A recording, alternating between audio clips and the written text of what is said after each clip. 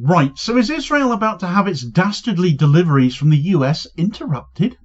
Well, quite possibly. But some of that has been going on already, and you might not have heard too much about that. However, things might get a whole lot worse for one particular shipping company, and with BDS already hitting them as well, being dragged to court where all might be about to come out will be deservedly catastrophic. Not just for the company involved, but Israel and its genocidal tendencies all at the same time. For quite a while now, Danish shipping giant Maersk has been subjected to BDS actions, widely suspected to be transporting arms and munitions and other military hardware to Israel. This has elicited denials from Maersk itself, from its board, but we'll soon see if that is the case, won't we? This is a company that has been blocked from docking in Spain when its shipping has been suspected of transporting arms for Israel previously, blocked as that is by Spanish ports. It has elicited strike action from unions in Morocco as well, closing down the number of ports in the Med that will entertain Israeli munitions still further. But for it to be proven in law that this is what Maersk is actually doing will be huge, not just in terms of the blow for a company that evidently would have chosen profit margins before morals, but in terms of who else will deliver to Israel if Maersk shareholders, some of which are already concerned about such deliveries despite denials from their board, choose to act off the back of it. Right, so in the wake of the relentless ongoing Israeli bombardment of Gaza and growing international condemnation of what many now widely regard as a genocide, the global spotlight has begun to turn not only to states who may be aiding and abetting Israel, but to the corporations facilitating these atrocities as well. Amongst these, shipping giant Maersk has been embroiled in controversy over its alleged role in delivering arms to Israel, a story this channel has covered on several occasions previously, as a private court case in Spain now gathers growing momentum and interest amongst people who, well, frankly, have heard about it. This action has been filed by the pro-Palestinian rights organisation Pro Complicitat amb Israel. I bet I've ballsed up the pronunciation of that. Stop Complicity with Israel, as that stands for, which is much easier to say. The case charges Maersk with complicity in crimes that may be classified under international law as genocide, crimes against humanity, and illicit arms trafficking. So they're going big, going hard, and clearly they think they're in with a chance here. The Barcelona court's decision to hear the case against Maersk marks a significant turning point. At its core are accusations that Maersk facilitated the transport of arms, specifically in the case of the two ships named, parts for F-35 bombers, to Israel amid its ongoing military campaign in Gaza. The vessels named in this investigation, the Nexo and the Detroit, are alleged to have carried military cargo through Spanish and Moroccan ports. Now, Moroccan dock workers refused to unload these ships, citing the suspected contents and invoking solidarity with Palestinians. This is a story I covered previously. This workers' strike not only disrupted logistics, but also amplified public scrutiny of Maersk yet again. We don't think about shipping companies and what they might get up to travelling the world enough, I don't think. But it is especially pertinent here given Spain officially banned arms being transported to Israel via its ports quite some time ago, amid the rising list of genocidal actions Israel had been committing. But despite these legal prohibitions, though, Spain's ports also stand accused of reportedly continuing to facilitate arms transfers, often under opaque circumstances. Pro Complicitat amb Israel argues that these illicit practices make port authorities and shipping companies culpable in violating both national and international law. The group has also long campaigned against the use of Spanish infrastructure to support Israeli military logistics, and their persistence has now seen them bringing this case against Maersk in Spain. This is hardly the first time Maersk has been caught in headlines surrounding deliveries to Israel, though. Supporting these legal claims somewhat is a damning November 2024 investigation by The Intercept, which unveiled evidence that Maersk had been shipping military goods to Israel through Spanish ports, contravening that Spanish embargo. According to the report, the vessels, such as at that point the ones mentioned with the Denver and the Seletar, from that time were prevented from docking in Spain due to suspicions that their cargo included weapons or dual-use materials destined for Israel's military. Here's an excerpt detailing some of the Intercept's other findings. Israel has long used armoured vehicles as killing machines throughout the occupied Palestinian territories. Images of Palestinians crushed by Israeli tanks and trucks are now grimly familiar to anyone paying attention to the ongoing Israeli onslaught in Gaza. Maersk's role in shipping the Oshkosh armoured vehicles came to light as part of a new investigation from researchers with the Palestinian Youth Movement and Progressive International. The investigation details how Maersk has shipped millions of pounds of military goods, including hundreds of armoured and tactical vehicles and their components, to the Israeli Ministry of Defense since Israel's genocidal war began last year. The findings, shared in advance with The Intercept, reveal the significant role that Maersk, a publicly traded, family-controlled company, has played in delivering military goods to Israel, including tanks and other armoured vehicles or their parts, aircraft components, armoured plates, parts for artillery systems, and many hundreds of shipments that are unidentified or unspecified military equipment. Analysing shipping export data from over 2,000 shipments over the last year, the researchers report that they were able to reveal a commercial supply chain rife with material bound for use in Israel's assault on Gaza. The researchers said the available shipping data suggests that Maersk ships violated a Spanish embargo policy by transiting through the port of Algeciras. The Intercept's findings align with a growing body of evidence showing a consistent pattern, that while Maersk publicly denies transporting weapons, its ships continue to be linked with arms shipments, raising questions about whether these denials are genuine or not.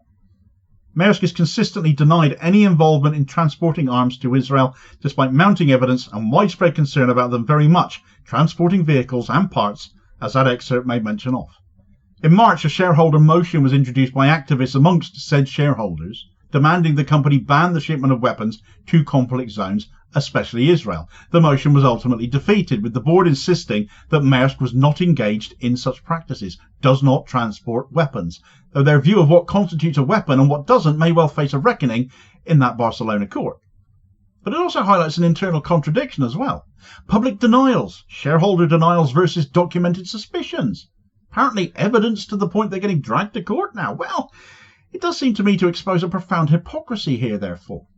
If Maersk was indeed not complicit, not doing anything of the kind, completely innocent, it would presumably have had no objection to affirming a formal ban then.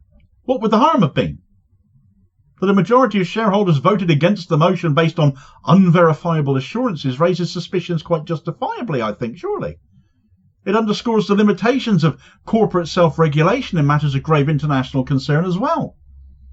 In response to these allegations, though, activists have escalated their campaigns against Maersk. The Palestinian youth movement launched the Mask Off Maersk initiative last June, aimed at exposing the company's complicity and mobilising global resistance against them. This campaign has continued to just keep on gaining traction, frankly, all the more so, it seems, after the Spanish court proceedings became public knowledge. Activists in the Netherlands, including the Dutch group Geef Tegengas, I know I butchered that, look, I tried, physically blocked Maersk's Rotterdam office, chaining themselves to the gate and making plenty of noise to draw attention to what they accuse Maersk of doing. The campaign stresses that shipping companies like Maersk play a vital but underappreciated role in facilitating war crimes, a point I agree with, that I touched on before, and therefore they must be held accountable alongside arms manufacturers and governments then, because they form part of that supply chain. The protests and blockades are part of a broader grassroots strategy to impose reputational and operational costs on corporations, enabling state violence, as Maersk are here being accused of in this instance. This legal and activist momentum is also mirrored in Spain's political sphere right now as well, in what is a bit of a landmark moment that's happened in the last few days too. Spanish Prime Minister Pedro Sánchez has just stood up in the Spanish Parliament and called Israel a genocidal state. He literally said those words, the phrasing that his left-wing coalition partner party Sumar have been very vocal in saying as it happens, and now he has said it too. Israel promptly summoned the Spanish ambassador demanding an explanation, because of course they did. But Sánchez has stuck by it. Though critics accuse Sánchez of hypocrisy for continuing diplomatic and economic relations with Israel, an accusation which elicited that response as it happens, his words reflect a broader shift in international discourse, that it's increasingly difficult for global leaders to keep on ignoring the mounting civilian death toll and destruction of Gaza. That a European head of state has used the term genocide in an official capacity now, though, that can't be ignored for its significance. Let's hope we see more of them doing it too across the rest of Europe. But he is, of course, absolutely right as well, in my view. The Maersk case raises some profound questions as well too, though. Can a corporation be held criminally liable for indirectly contributing to war crimes? What responsibilities do logistics companies bear in an age where borders mean very little to global supply chains? So by bringing this case as a private prosecution, Pro Complicitat armed Israel is not merely seeking judicial redress, it's challenging a global system that allows multinational corporations to operate with impunity.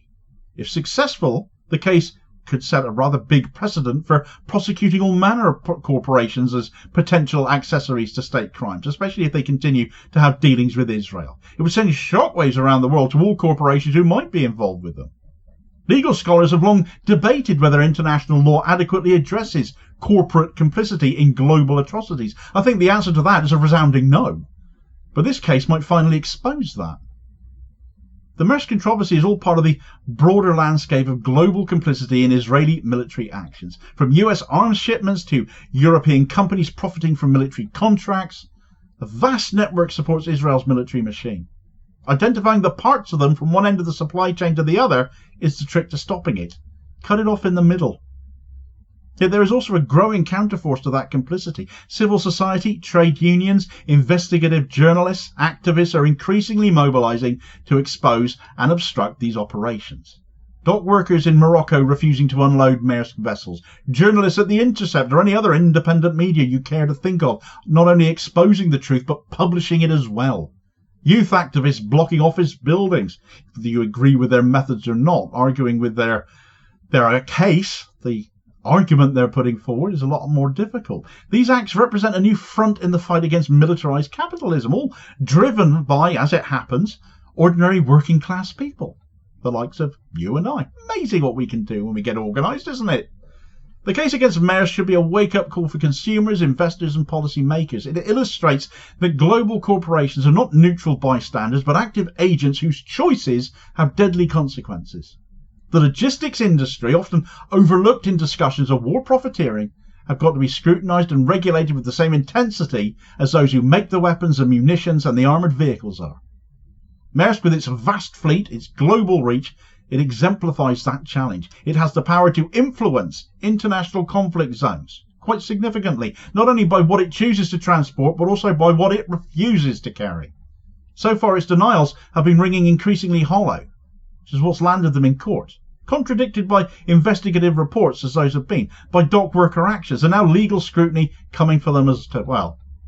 Meanwhile, whilst Maersk might be delivering F-35 parts to Israel to the disgust of those dock workers in Morocco, they might not be doing so for much longer for quite another reason. The Houthis appear capable of shooting F-35s down now. So much for being the cutting edge of US aerial superiority, eh? Get all the details of that story in this video recommendation here as your suggested next watch. Please do also hit like, share and subscribe if you haven't done so already, so as to ensure you don't miss out on all new daily content, as well as spreading the word and helping to support the channel at the very same time, which is very much appreciated. Holding power to account for ordinary working class people, and I will hopefully catch you on the next vid. Cheers, folks.